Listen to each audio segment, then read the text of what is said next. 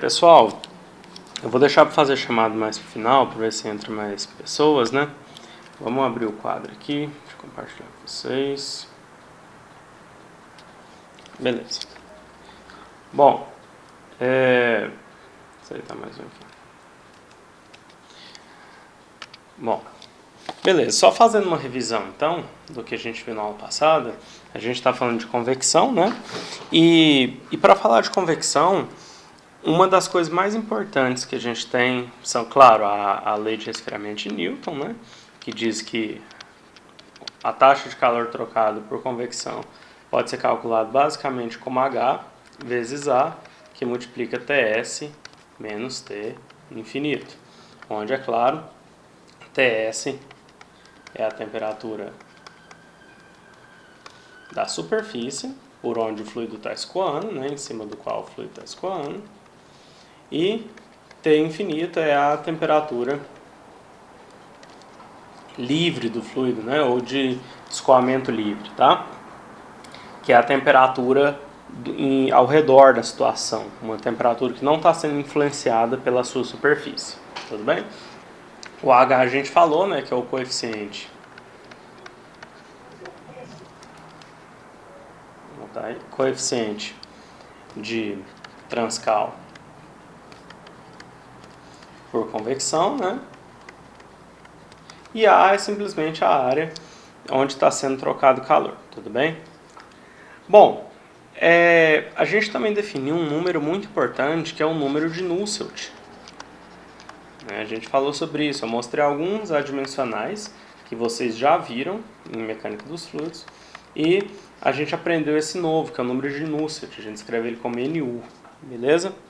Esse número de Nusselt ele é definido como a razão entre esse coeficiente, transferente de calor por convecção, vezes um comprimento característico do seu objeto, que vai variar de objeto para objeto, certo? De geometria para geometria, sobre K, que é a condutividade térmica do fluido, tudo bem? Então, com esses dados aqui, você conseguiria calcular o Nusselt. E o Nusselt, ele representa, né? Acho que é melhor pôr assim. Ele representa uma relação entre a convecção e a condução, né? Então, números altos de Nusselt significa o quê? Que aquela situação sua troca calor muito bem por convecção. E se tiver um Nusselt muito baixo, quer dizer que a sua convecção não está sendo muito eficiente. Mais calor é trocado, na verdade não mais calor, mas assim, a convecção é menos eficiente, de modo que a razão entre ela e a condução é um valor baixo, certo? Então você pode tentar melhorar algum parâmetro para melhorar a convecção, beleza? Então a gente falou sobre isso, né? Eu até escrevi desse jeito assim, ó, um Nusselt alto significa uma convecção mais eficiente, né? E um Nusselt baixo significa uma convecção menos eficiente, tudo bem? Menos eficiente, beleza. Então tá. Aí a gente começou a falar também sobre as camadas limite, né? Eu vou pôr a foto delas aqui de novo para a gente discutir um pouquinho, tá? Deixa eu pegar aqui a foto.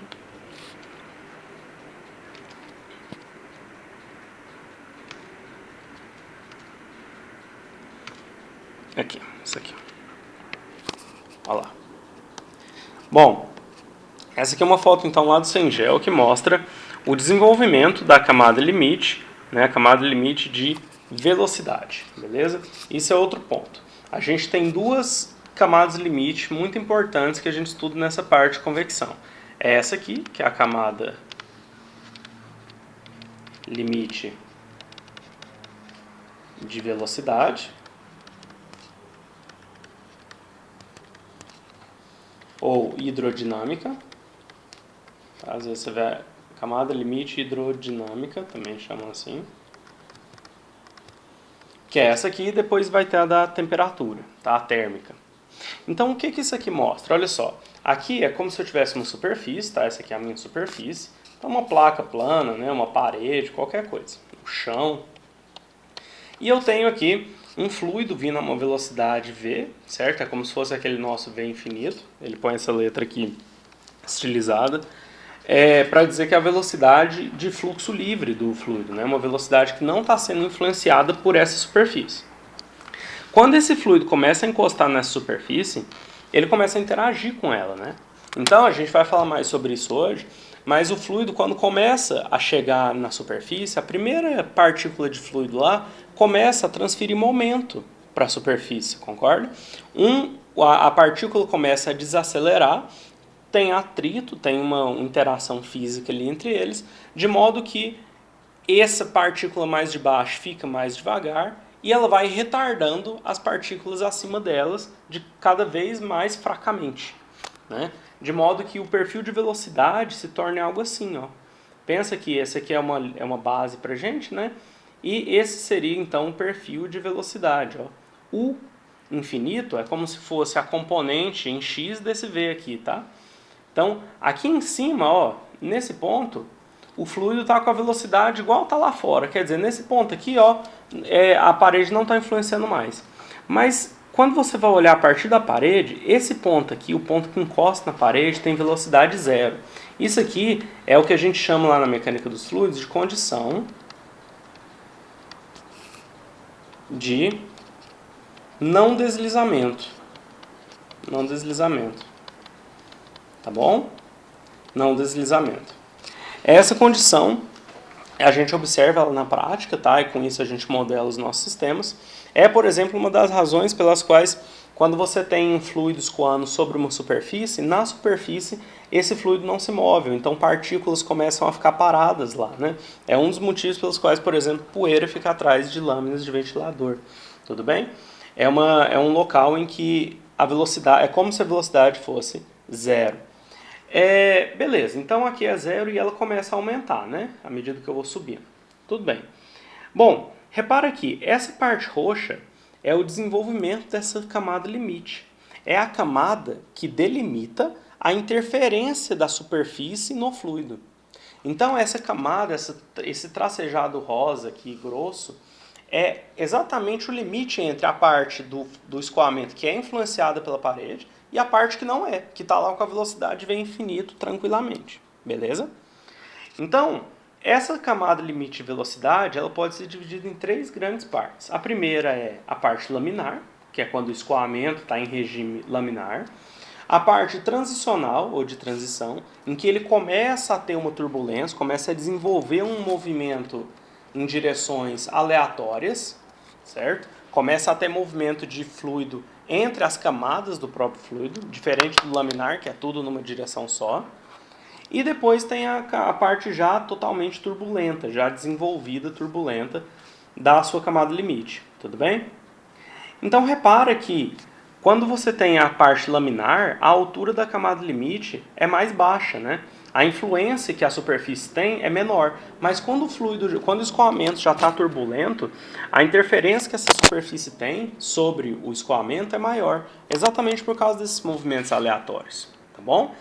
Então vamos ver o que é mais importante ter nessa figura. Aqui, ó, essa distância aqui, x crítico, delimita a distância, delimita a camada limite laminar, né? É a distância a partir da qual começa a haver movimento turbulento do fluido, tá bom? Às vezes isso é perguntado em questão, às vezes ele te dá a fórmula disso, né? Tem algum critério para você calcular, aí ele fala só calcule o comprimento crítico, é isso, tá? Comprimento crítico é simplesmente é como se fosse o comprimento da camada limite laminar, tudo bem? Outra coisa, isso que é muito importante, é a espessura da camada limite. O que é isso? É a altura dela, né? Em qualquer ponto aqui que eu pegar, se eu traçar essa distância aqui, ó, essa é a espessura da minha camada limite. Quer dizer, a altura dela em relação à superfície, né? Quão espessa ela é. Repare que isso varia ao longo do escoamento. Exatamente por causa da variação do regime, que era laminar e passa a ser turbulento, tá? Agora, como que a gente delimita isso, né? Na prática, você não vê essa camada 100% definida. Então, para fins de projeto, para fins de estudo, de análise, o que a gente fala é o seguinte, ó, essa espessura de camada limite, ela vai ser a altura na qual a velocidade vai ser igual a 0,99 da velocidade de fluxo livre, da velocidade dos arredores. Ou seja, se eu pegar qualquer ponto aqui, ó, esse aqui, esse aqui, esse aqui, eles vão estar com uma velocidade que é 0,99 da velocidade de fluxo livre, tá bom? É assim que a gente define, tá? Agora, como calcular essa espessura, né? Quer dizer, a espessura é o ponto no qual a velocidade é 99% da velocidade livre. Mas como calcular isso? Aí a gente vai ver mais pra frente. Eu acho que vai ser até na próxima aula, tá bom? Então essa é a camada limite de velocidade. Tem também a camada limite térmica. Vou pôr uma figura aqui dela para vocês. Ó. Camada limite térmica. Ou de temperatura, tá? Tem gente que escreve assim. Isso aqui é a mesma coisa, só que para temperatura. Então, se eu pegar, quer ver? Deixa eu pegar a figura aqui para mostrar para vocês. Aqui, ó. Aqui. Olha só. Se eu pegar essa figura aqui, ela mostra a mesma situação, só que agora ao invés de olhar a velocidade do fluido, eu vou olhar a temperatura em que está o fluido, tudo bem? Então pensa, nesse caso aqui, a gente tem um fluido que está com uma temperatura infinita, no sentido de uma temperatura que não está sendo influenciada pela superfície, né? Ele veio com essa temperatura aqui de trás. Calma aí. Aqui. Ah, mas ficou esse retângulo aqui, ó. Calma aí. Aí. Ok. Só aceitar mais um aluno aqui, gente. Okay. Então, ele vem com essa temperatura aqui de trás, tá? Vem com essa mesma temperatura.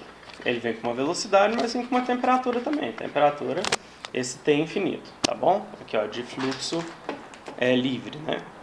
Beleza. À medida que ele começa a interagir com a superfície, você concorda que o fluido, além de trocar momento, ele troca também calor, né? Aliás, até por causa da troca de momento, tem troca de calor também. Então, a temperatura do fluido começa também a ser alterada, certo? Ela chegou aqui numa temperatura infinita, mas foi reduzindo à medida que foi interagindo com a superfície, beleza? Então, o perfil de velocidade, no início, ele é totalmente horizontal, no sentido de que, no momento em que começa a encostar na placa, a temperatura do fluido é sempre essa, T infinito. Se você andar um pouco na placa, você vê aqui que o perfil de temperatura muda, né? O perfil de temperatura, ele muda, de modo que aqui embaixo a temperatura é a temperatura de superfície, depois que está desenvolvido. E aí ela começa a aumentar à medida que sobe na camada limite, até chegar na própria temperatura antiga mesmo, aquela de fluxo livre, tá bom? Do mesmo jeito que na camada limite de velocidade, a gente define essa espessura da camada limite térmica desse jeito aqui, ó. É a altura na qual a temperatura é a temperatura da superfície mais 99% da diferença entre as temperaturas, tá bom? Isso aqui também tá definido no livro de vocês, tá? Tem no Cengel, isso aqui tá tranquilo. Aí a gente vai fazer exercício sobre isso. Não se preocupem em decorar isso agora, tá bom? Então, ó, olha no anterior, a gente definiu a espessura da camada limite de velocidade como o ponto no qual a velocidade é 99% da velocidade livre. E aqui, o ponto no qual, então a espessura da camada limite térmica é o ponto no qual a temperatura é a temperatura da superfície mais 99% da diferença entre elas, tá bom? Tem uma explicação para isso, tem um desenvolvimento matemático lá no livro, mas acho que não vale a pena a gente fazer aqui, tá? Para como chegar nisso, né? Então por que se usa isso, beleza? Alguma dúvida até agora, gente, sobre essas duas camadas?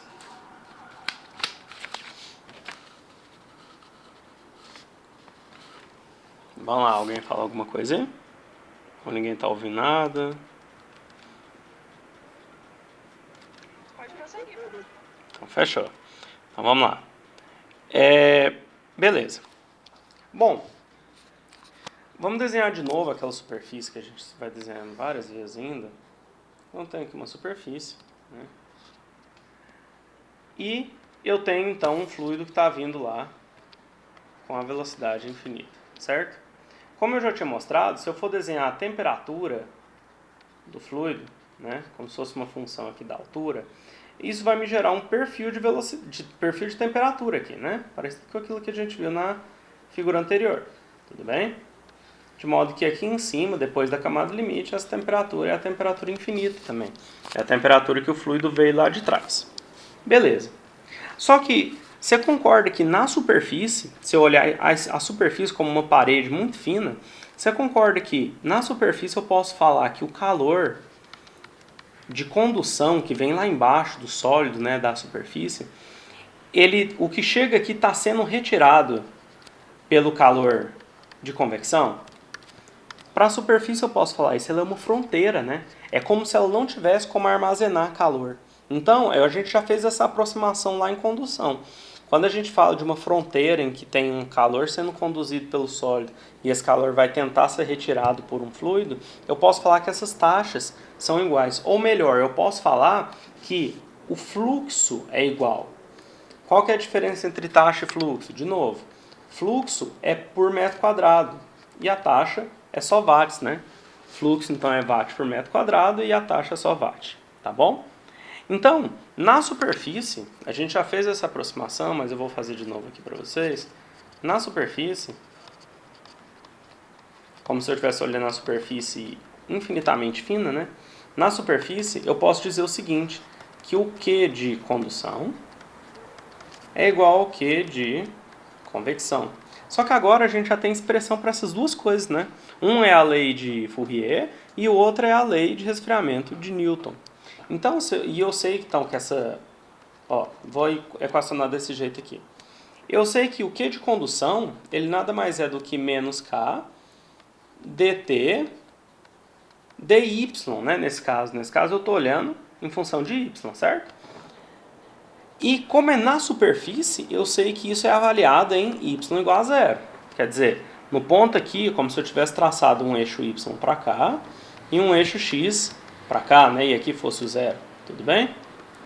Então, no ponto y igual a zero, se eu calcular isso aqui, eu calculo o fluxo de calor por condução.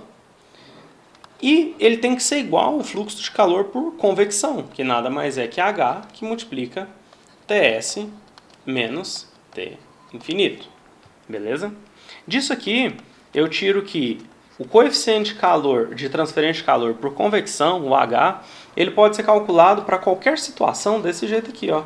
Menos K, del T, del Y, para Y valendo zero, sobre Ts menos T infinito. Então, olha só, eu tenho aqui uma expressão, deixa eu pôr ela em caixa aqui para ir falando para vocês. Eu tenho aqui uma expressão que me permite calcular o coeficiente de transferência de calor por convecção para uma superfície, né, uma superfície sólida assim, que está passando um fluido em cima dela, trocando calor com ela, para qualquer situação. Então, onde está a dificuldade disso, né? O K eu consigo determinar. Temperatura da superfície põe um termômetro, temperatura do fluido aqui põe um anemômetro e meço. Tranquilo. O problema é exatamente esse termo aqui, ó. Essa é a dificuldade. Então, a dificuldade na prática é obter o perfil de temperatura, né, T, Y, né? E isso me permitiria, então, determinar a derivada lá, né, que é dt dy, certo? Então, a dificuldade é isso, é determinar esse perfil. Isso aqui, na prática, é muito difícil. Porque se eu soubesse esse perfil, calcularia a derivada para ele, igualaria y igual a zero, acabou. Mas a dificuldade é essa. Outra coisa interessante de notar, que é mais um fator de dificuldade, só para mostrar isso para vocês, é assim, pensa que eu tivesse essa superfície desenhada daquele mesmo jeito lá. Então tem a superfície, pá, e eu colocasse pontos nela, por exemplo, ponto 1, ponto 2, ponto 3, ponto 4, tá? 1, 2, 3, 4 e ponto 5. Beleza. E aqui está vindo o fluido, né? O fluido está vindo daqui com uma velocidade infinita lá. Beleza. V livre, né? Se eu quisesse olhar como que esse coeficiente varia e eu conseguisse desenhar isso, eu perceberia o seguinte, ó. Pensa que aqui eu tenho o x, né? É o comprimento da minha superfície. E aqui eu tenho o h, que é o coeficiente. Eu poderia determinar o valor, por exemplo, de H1 para um ponto específico, uma situação específica. Tentaria determinar para H2, para H3, para H4 e o H5. Se eu conseguisse fazer isso, eu perceberia que esse H ele varia em função de x de uma maneira mais ou menos assim. Tá? Não é linear, não tem nada simples aqui de calcular. É uma característica mais ou menos assim, certo? Isso significa o quê? Que o H1 é diferente do H2, que é diferente do H3, e assim vai. O próprio coeficiente varia. Então lembra lá em condução, se eu tivesse uma parede, uma bola, um quadrado, o que eu quisesse olhar, que estivesse conduzindo calor, lembra que uma das suposições que a gente sempre fazia era condutividade térmica igual a tanto? Ou então condutividade térmica constante? Eu te dava um valor, eu falava que ela era constante. Então qualquer ponto que você pegasse, a condutividade térmica do material era a mesma. Nesse caso não. Nesse caso, a transferência de calor muda a cada ponto que você está mexendo, porque o próprio coeficiente muda. Tá? Então, se a gente determinasse, né, se determinássemos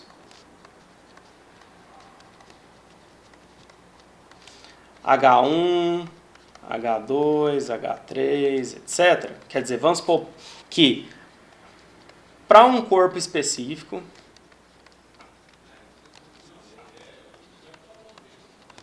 que eu estou estudando lá, e para condições determinadas, ou seja, eu estou controlando tudo no meu experimento, né?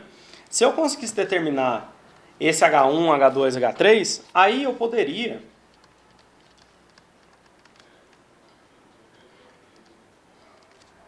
calcular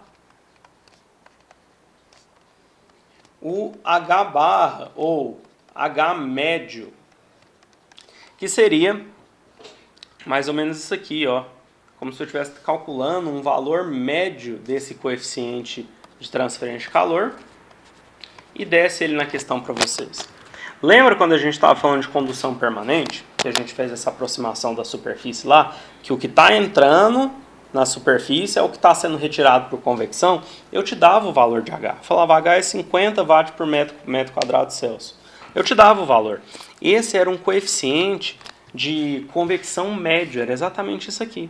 Tá? Para algumas situações a gente tem isso. O pessoal fez ao longo dos anos muitos experimentos para geometrias conhecidas, para condições comuns na engenharia, comuns em alguma aplicação, e às vezes você consegue achar isso, ou consegue achar alguma coisa muito próxima do que você precisa. Tá? Agora, de maneira geral, a gente não tem uma equação que determine isso. Tudo bem? Alguma dúvida até agora, pessoal, essa questão do H?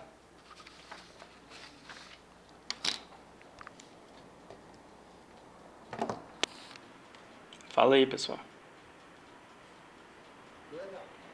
Então, beleza. Eu quero mostrar umas coisas para vocês aqui. Deixa eu ver se eu compartilho algumas animações para a gente discutir. Não necessariamente é sobre camada limite, mas eu acho importante a gente ver esse tipo de coisa, que é o que na prática você veria se tivesse mexendo com alguma coisa parecida com isso. Tá bom? Calma aí.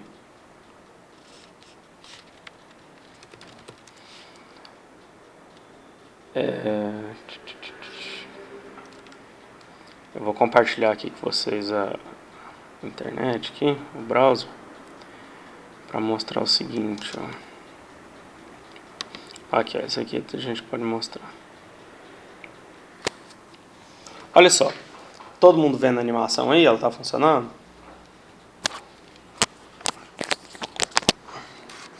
Olha lá. O que é isso? Isso aqui é uma simulação de dinâmica dos fluidos computacional, CFD, que mostra a magnitude da vorticidade desse escoamento. Esse escoamento, então, ele está ocorrendo, ele está vindo lá da esquerda, certo? É o tipo de escoamento que a gente está analisando. É um fluido que está vindo lá da esquerda, com uma velocidade V infinito, e quando ele começa... Deixa eu pegar a caneta aqui. Quando ele começa a interagir com a parede, ele começa a trocar momento, a trocar calor, certo? E por isso as propriedades dele vão mudando. Olha só, a gente viu aquela foto daquela camada limite bem bonitinha, né? No início ela era bem bonitinha, era algo parecido com isso aqui, ó. Só que olha o problema que acontece quando você coloca um anteparo, ou um empecilho, ou um obstáculo para o seu escoamento. Ainda mais quando você coloca algo com quinas, né? Com essas bordas muito agudas e não coloca elas arredondadas. Então, o que acontece aqui, por exemplo, ó, vamos analisar essa parte aqui. Olha o que está acontecendo.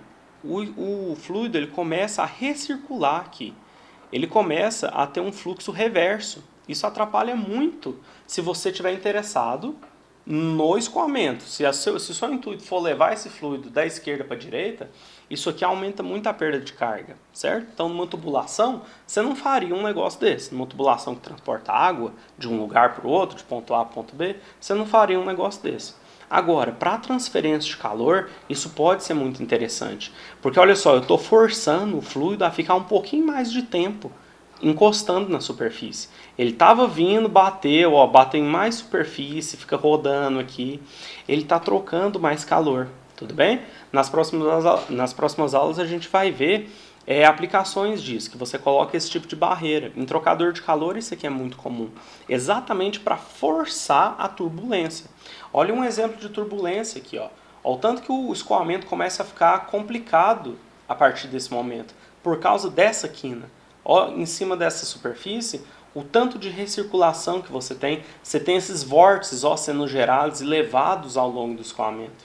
Além disso, olha aqui atrás aqui dessa parede, olha o tanto que a velocidade, a magnitude aqui diminui dessa vorticidade, também da velocidade, né? Então, e gera regiões às vezes de baixa pressão, pode acontecer algum problema, né? Mas também aumenta a transferência de calor.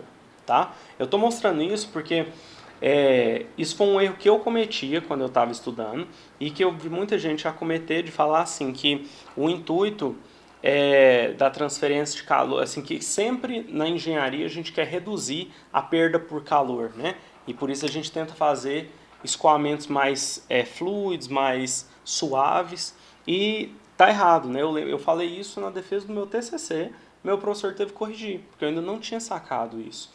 O meu TCC foi nesse tipo de coisa aqui, foi escoamento interno, né? No caso era interno, mas fazendo simulações desse jeito. Então, uma das primeiras coisas que eu falei na defesa foi isso, um dos intuitos sempre, quando você vai desenhar um duto por onde vai escoar um fluido, é reduzir a perda por calor. Aí o professor foi me corrigiu, falou, não, nem sempre, às vezes você precisa trocar calor, e às vezes você quer aumentar ao máximo isso, e por isso você força esses problemas de fluido, essas coisas difíceis de controlar, mas que você sabe que vai aumentar a sua transferência de calor, tá bom?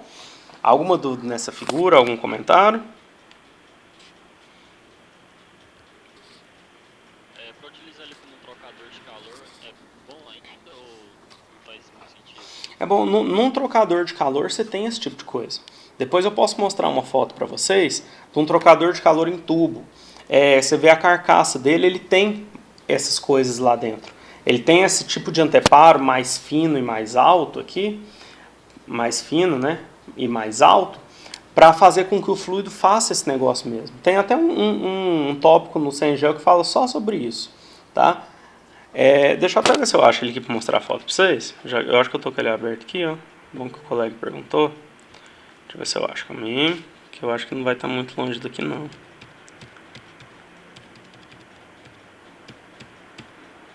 Deixa eu ver.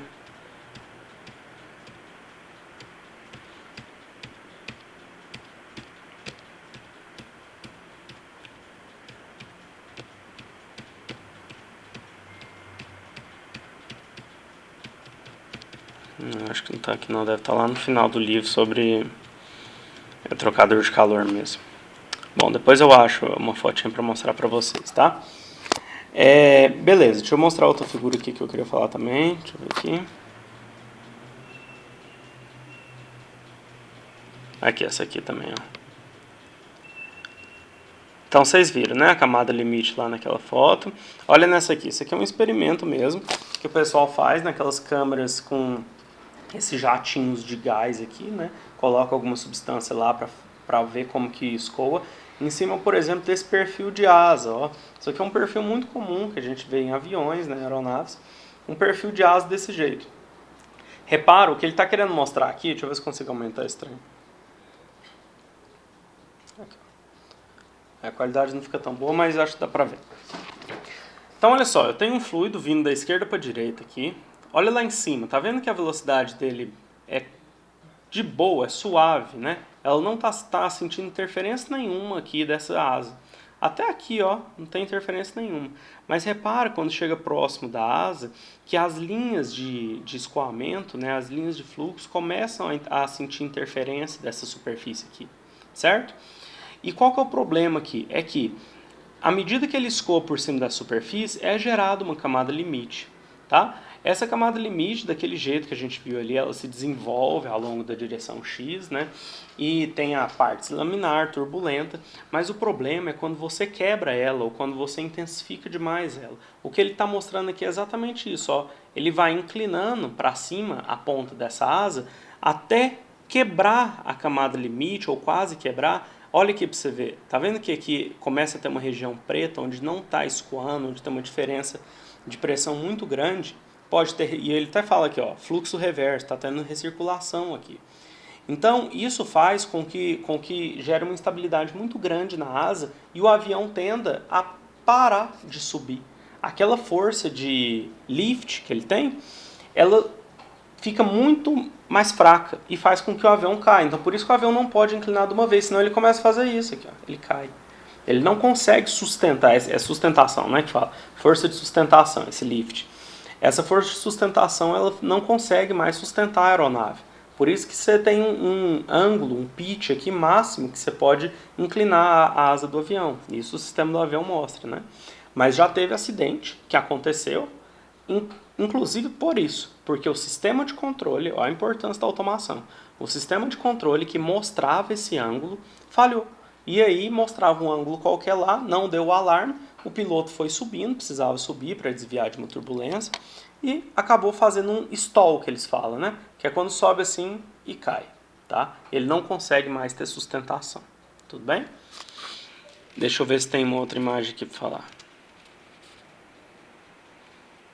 Aqui, isso aqui também vocês devem ter visto lá em mecânica dos fluidos.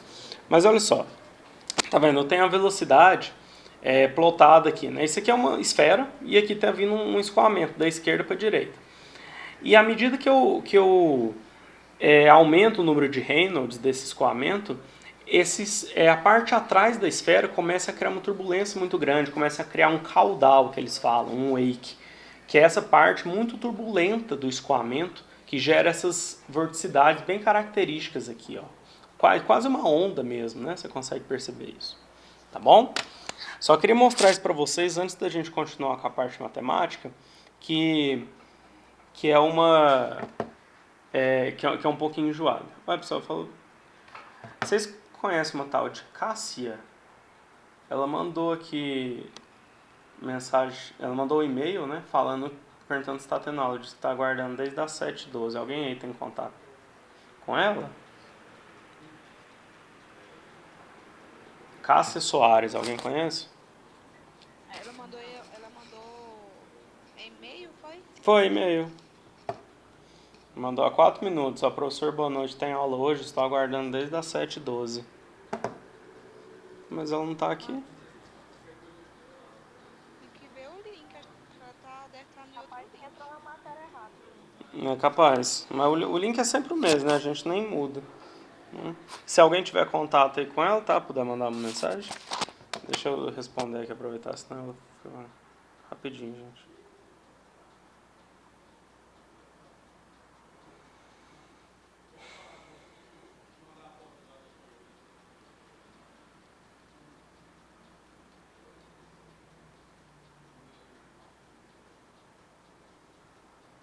Beleza. Bom, então tá. Para entender mais sobre como acontece essa transferência de energia, né? E na verdade, como que a gente chega nas equações que a gente vai usar mesmo, a gente precisa falar um pouco sobre o balanço de 3 coisas importantes, tá? Que vai ser o balanço de massa, de momento e de energia. Só que antes disso eu vou fazer a chamada, aproveitar que tem bastante gente online. Vamos lá, eu vou falando os nomes, se eu não falar de alguém, você me fala, tá? Eu vou falar na ordem que aparece aqui na lista da aula. Kivia, beleza, começa lá, Ben-Hur, Bruno Santos, Carlos Augusto,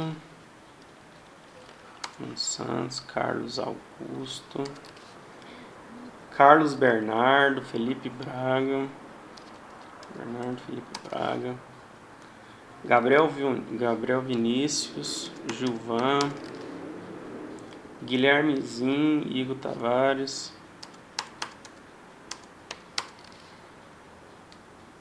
Isaac, Gob, Jonathan, Laurice, Luana, Lucas Costa, Lucas Gomes, Lucas Oliveira, Lucas R. Lima, Rodrigo, Ronaldo, Ronis Gleito, Tainá, Thiago. Ok. Então, beleza. Vamos continuar lá então. Vou compartilhar aqui.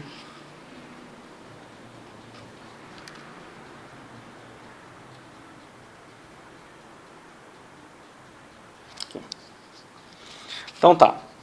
Então agora a gente vai falar dessas 3 coisas, tá? Eu não vou mostrar o desenvolvimento das equações, porque ia demorar demais e não é importante pra gente. O importante é a gente entender o que está acontecendo, para na próxima aula a gente começar a fazer exercícios, tá? Na próxima aula eu vou focar bastante em exercícios para passar dessa teoria, que essa teoria é um pouco pesadinha mesmo. Bom, a primeira coisa que a gente precisa entender para saber quando que a gente pode usar uma equação ou não é o balanço de massa. Então, a gente vai sempre olhar um volume de controle, né? Porque agora a gente está falando de fluidos. Lembra que no início a gente falava de sistemas, eram massas fixas, né? Aqui a gente agora está falando de fluido escoando sobre superfície. Então, para analisar isso, eu preciso necessariamente cortar a minha imagem, tirar uma foto dela e cortar uma seção e chamo essa seção de volume de controle. Aí eu fico olhando o que acontece nesse volume com o passar do tempo. O que está entrando, o que está saindo de um lado e de outro, né? E assim eu consigo fazer esse tipo de balanço.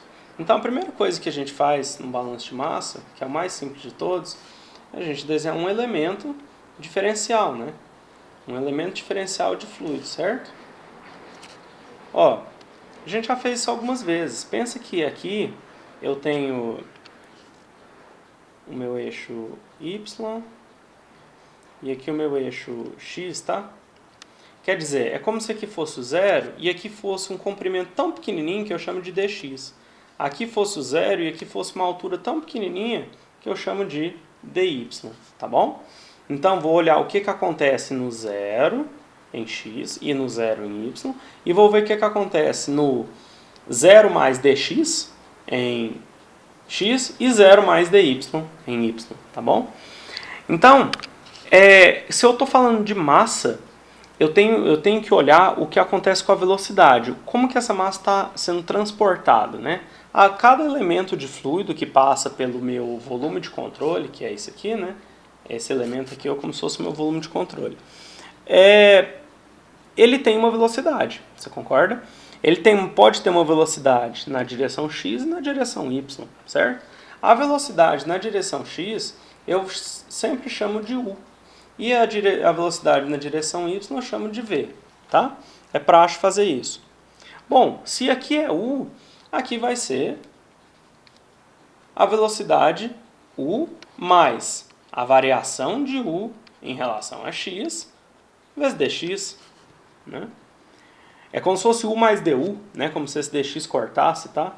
Mas matematicamente você não pode cortar isso, mas é como se representasse isso. É o u lá de trás, mais a variação que ele teve nessa direção.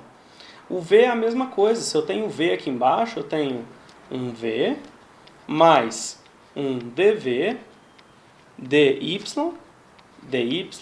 né? Como se fosse a velocidade em y aqui embaixo, mais aquela velocidade lá embaixo, acrescida de uma diferença de velocidade. Tudo bem?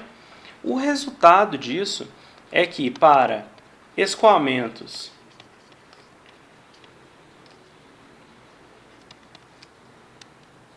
uniformes,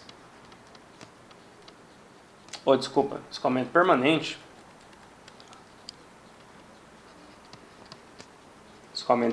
ou seja, as coisas não estão mudando mais em relação ao tempo, o que eu tenho é que a taxa de massa que entra no volume de controle tem que ser igual à taxa de massa que sai do volume de controle, né? Sai do volume de controle. Então, tudo que entra tem que sair do outro lado. Ou seja, não está ficando nada acumulado, não tá sendo gerada massa lá dentro e não está acumulando massa também. Tudo bem? E também não está esvaziando de massa, né? Se eu estou num regime permanente, o tanto que está entrando de um lado tem que sair do outro, beleza? Não tem como acumular nada. O resultado disso é o que a gente chama de equação da continuidade, que é simplesmente isso aqui, ó. du dx mais dv dy igual a zero. Isso aqui, deixa eu circular. Isso aqui é o que a gente chama de equação da continuidade ou balanço de massa, tá bom? Isso aqui é a equação da continuidade ou balanço de massa. Essa é a primeira delas, que vocês já viram também lá em Mecânica dos Fluidos. É simplesmente uma conservação da quantidade de matéria nesse sentido, né? Beleza. Esse é o primeiro deles. O outro é a conservação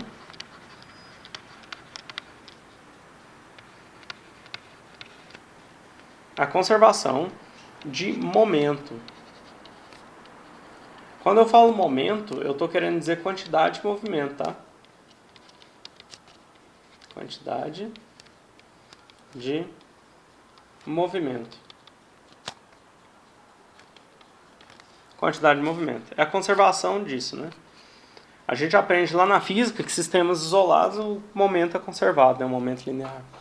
Então, fisicamente, o que você diz é o seguinte, é a conservação, é a segunda lei de Newton, na verdade, né? É que a massa vezes a aceleração em certa direção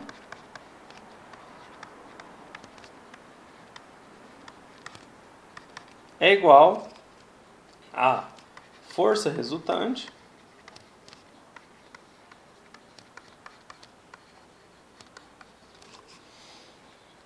e aqui pode ser de corpo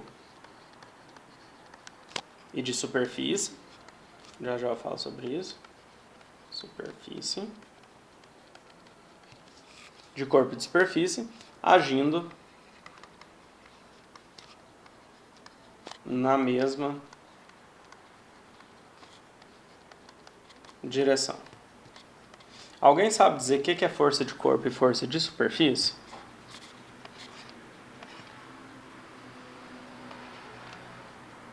Alguma ideia?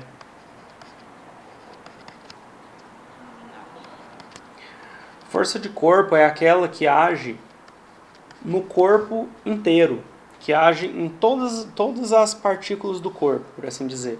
É o tipo de força, por exemplo, que é a força gravitacional. Ela age em toda a massa do corpo, certo? Não precisa de contato para agir. É a força elétrica, por exemplo, se o corpo estiver carregado. E força de superfície, então, seria essas forças de contato, né? Tensão superficial, tensões externas que você aplica, né? Você aplica uma força, ela gera uma tensão superficial ali, pode ser uma tensão normal, uma tensão cisalhante, esse tipo de coisa, tá? Então, estou escrevendo aqui a equação de conservação de momento. Eu sei que parece muito complicada, mas tem exercício, e se eu não me engano até no livro de vocês tem também, um exercício que é só substituir, mas você precisa saber substituir, tá bom? Vamos falar um pouquinho sobre ela aqui.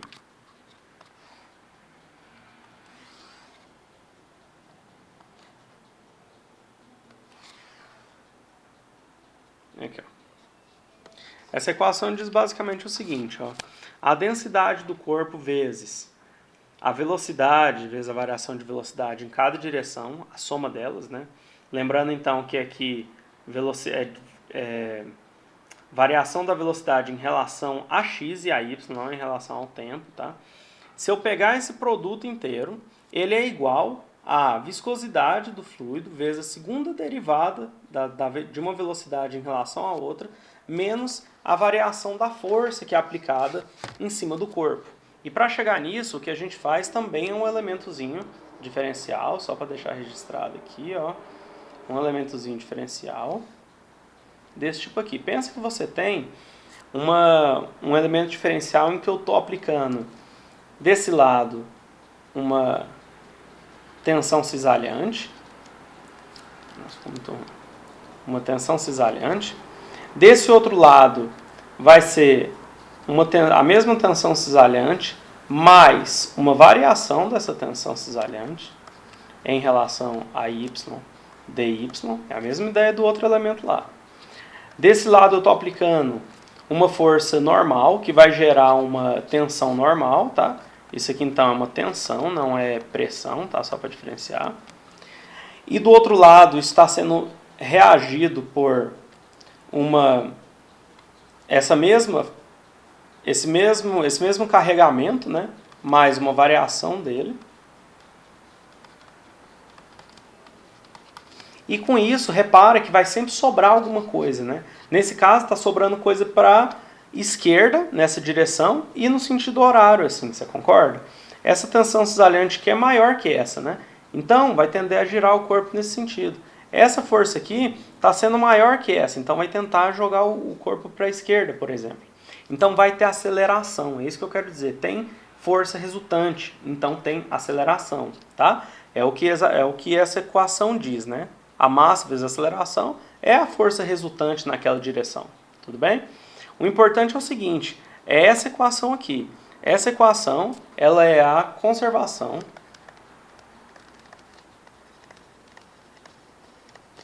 de momento, nesse caso, na direção x. Eu poderia escrever isso para y e para z também, tá bom? Beleza. Agora, o que é interessante? Deixa eu reescrever essa equação aqui. Não, nem precisa. Vou fazer as considerações e depois a gente fala.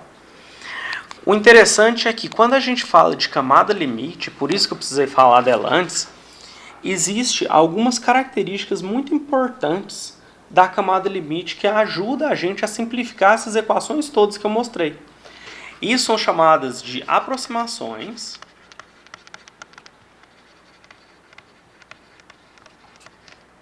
da camada limite, tá? Tanto da de velocidade quanto da de temperatura. Deixa eu pôr a foto dela de novo aqui para poder explicar para vocês. Olha só.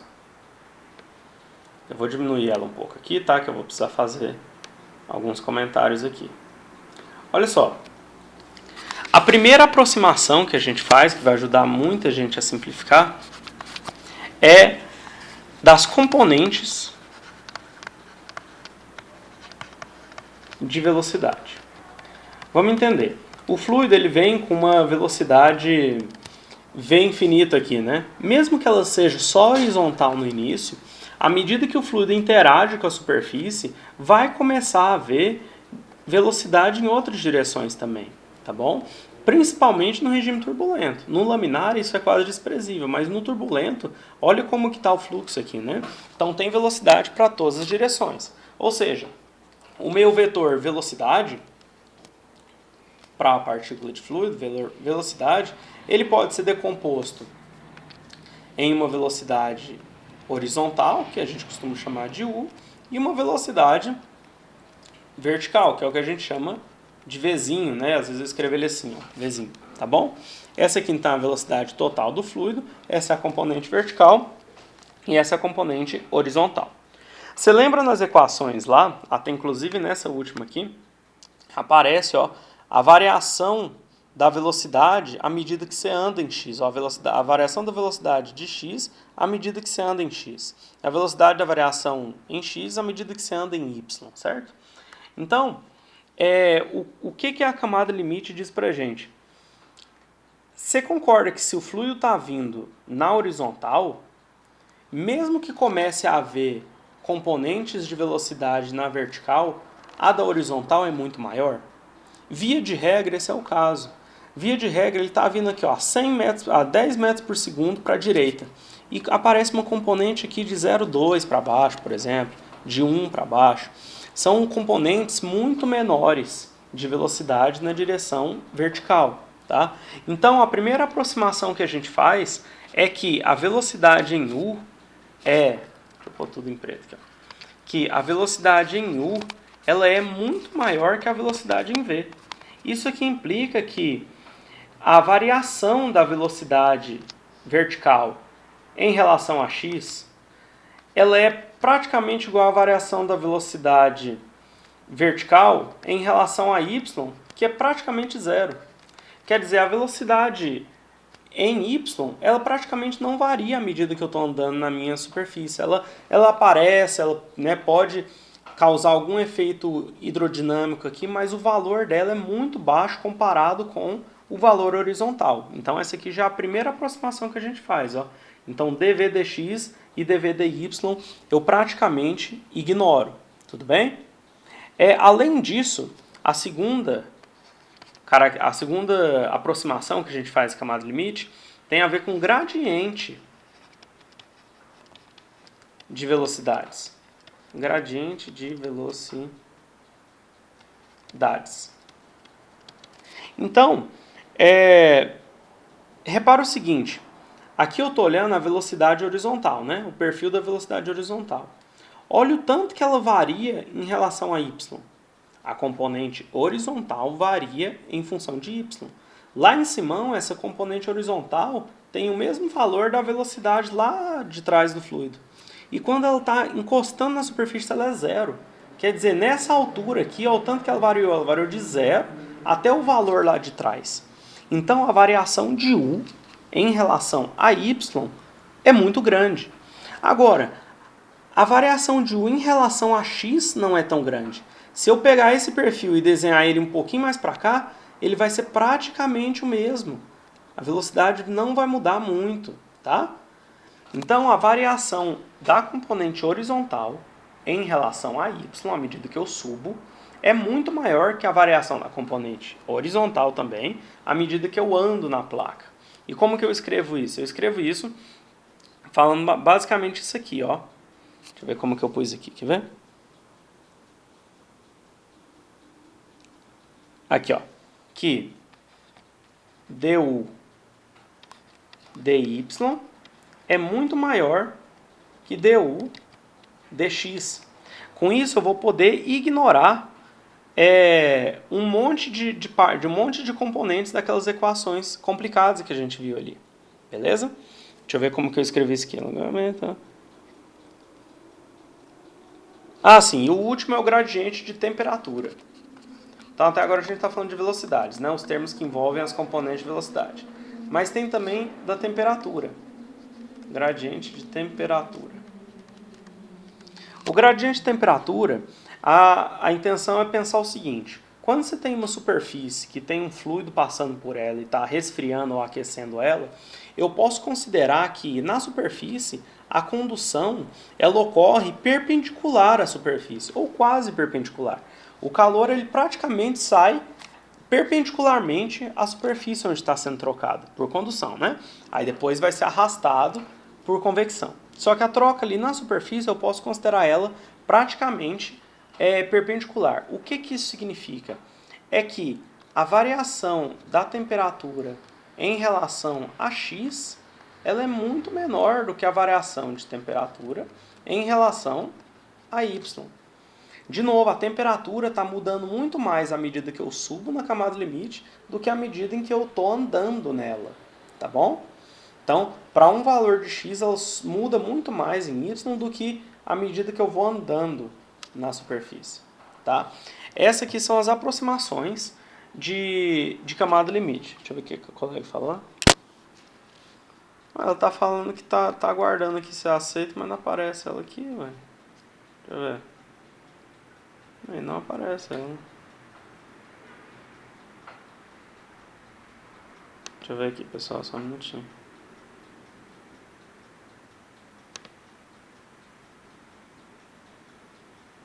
Não tá aparecendo, né? Só um minutinho, gente. Deixa eu ver o negócio aqui.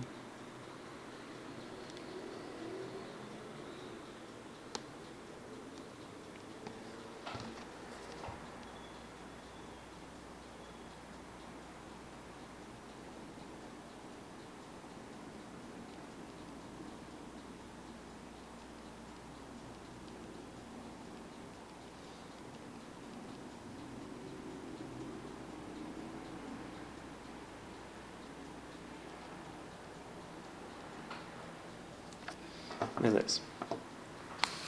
Bom, alguma dúvida disso, pessoal? Fala aí. É assim, eu entendo que as equações são muitas equações, muito pesadas, você às vezes não está entendendo como vai usar isso.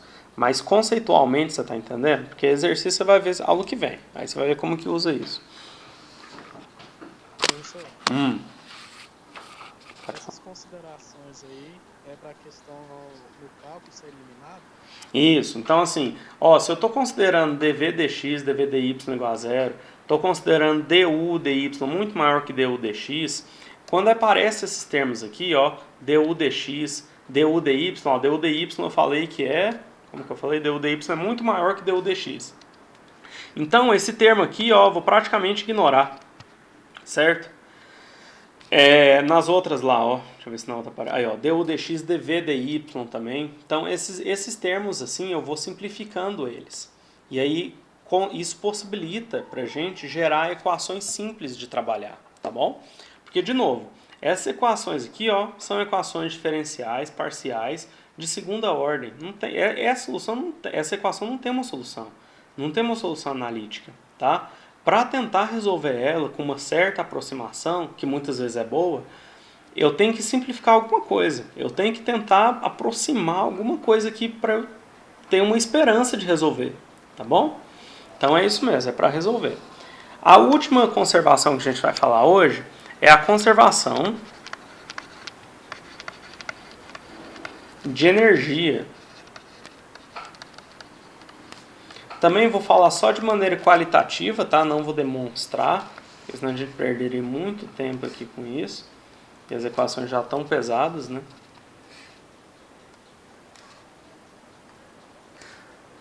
De novo, eu tenho um elemento diferencial. Esse elemento, eu vou olhar agora em relação à energia. Energia que está entrando num volume de controle, ela pode, como eu tinha falado, entrar basicamente de dois jeitos. Entrar como calor mesmo, né? Como a energia térmica, ou entrar através de uma massa, né? Toda massa carrega uma energia com si, seja energia cinética, energia potencial, ela tem uma energia associada a ela, né? Ao movimento dela.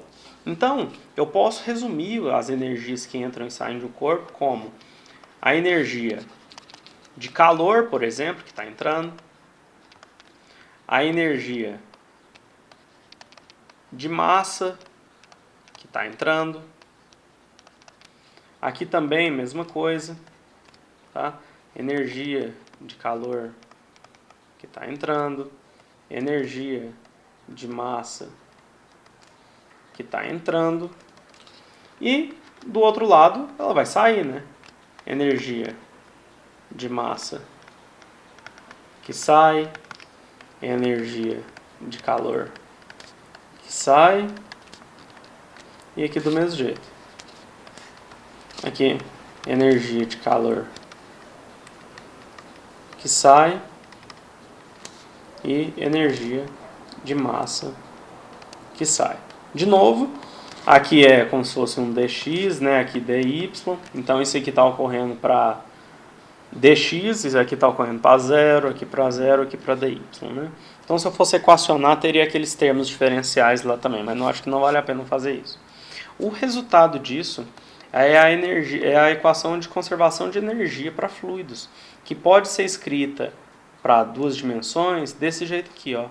ρCp, que multiplica o dt dx mais v dt dy. Isso aqui é igual a k, que multiplica d2t dx2 mais d2t dy2, tá? Aqui. Tudo bem? Então, é basicamente aquilo que a gente falava, ó. A energia de massa, ela é igual à energia de calor nesse sentido. Então, toda massa que entra menos a que sai, a energia associada a isso é igual à energia transferida por condução ali, alguma coisa assim, tá? De maneira muito grosseira seria isso, tá bom? De novo, ó, essa aqui é uma das equações importantes, que é conservação de energia, que é então a conservação de energia em 2D, né? Bidimensional. Tudo bem? Beleza. Então, lembra das considerações lá que eu fiz, ó? O gradiente de temperatura, ó, dt dx muito menor que dt dy. Então, o dt dx eu posso praticamente ignorar, principalmente esse de segunda ordem. Pensa se uma coisa já é muito pequena. O dt dela é menor ainda. O d2t dela é muito menor ainda. Então, esse termo eu vou ignorar. Provavelmente esse termo também eu posso ignorar, mesmo sendo a primeira derivada. Porque o outro domina, né? A variação de temperatura em y, à medida que eu subo na camada limite, é muito maior do que à medida que eu ando na superfície. Tá bom? Então, isso aqui eu vou cortar praticamente esses dois termos aqui. Vai simplificar muito. Ó. Aí viraria uma equação diferencial de segunda ordem, só de uma variável, né? Já não teria esse dt dx, ó, já não teria esse outro diferencial. Já ajudaria bastante. Tá bom? Vou mostrar um exemplo de um resultado disso, mas aí a gente vai falar o que vem, tá? Então, um exemplo de resultado simplificado obtido a partir das aproximações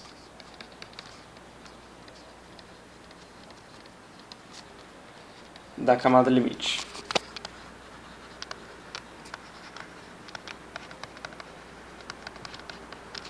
Um exemplo disso é que para superfícies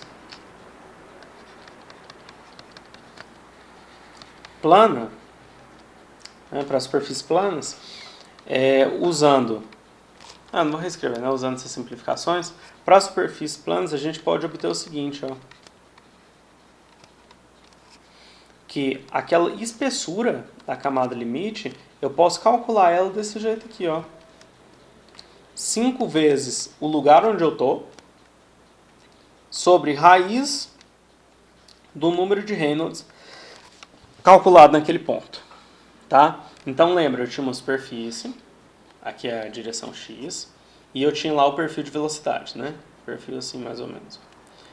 Então, para esse ponto aqui, ó, x1, se eu quiser calcular qual que é essa espessura da camada, eu posso usar uma equação desse tipo, certo?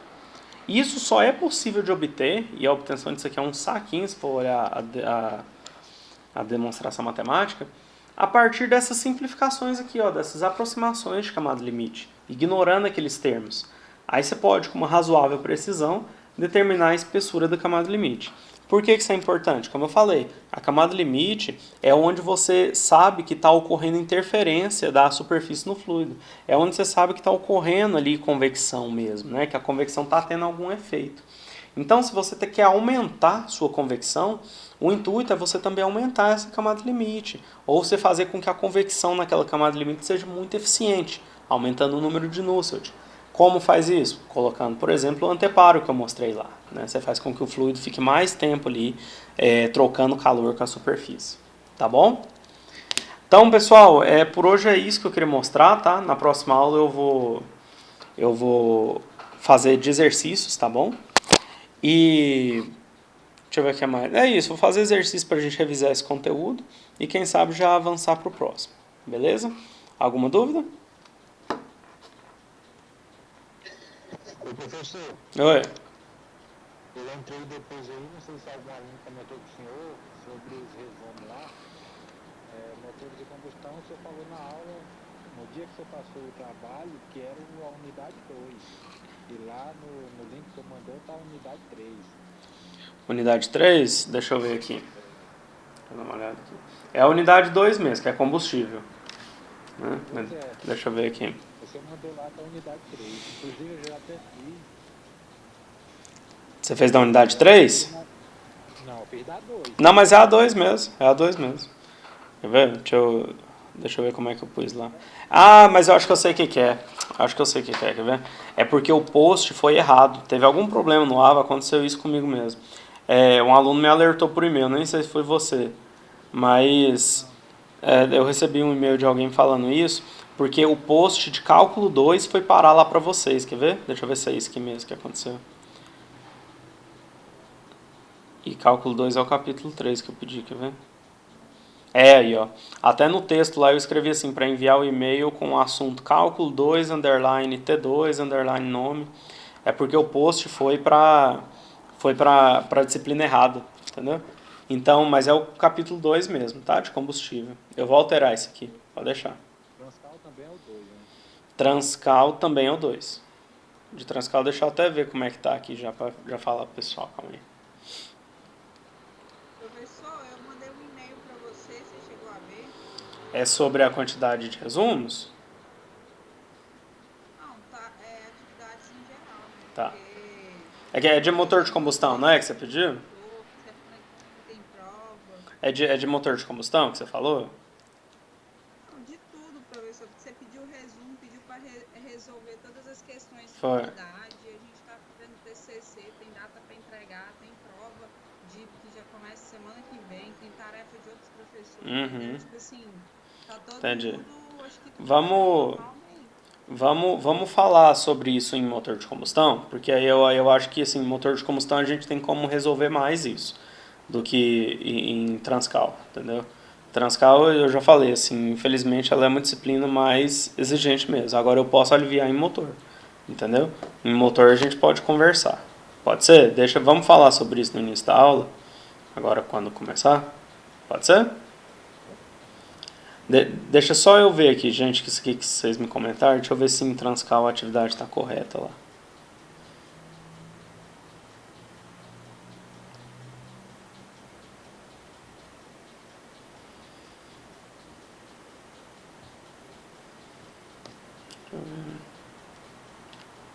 Aí, ó, Transcal está correto. Transcal tá unidade 2 do livro, né, que é convecção, e resolver isso aí. Então o Transcal está correto, tá bom? Então beleza, gente, vamos encerrá-lo por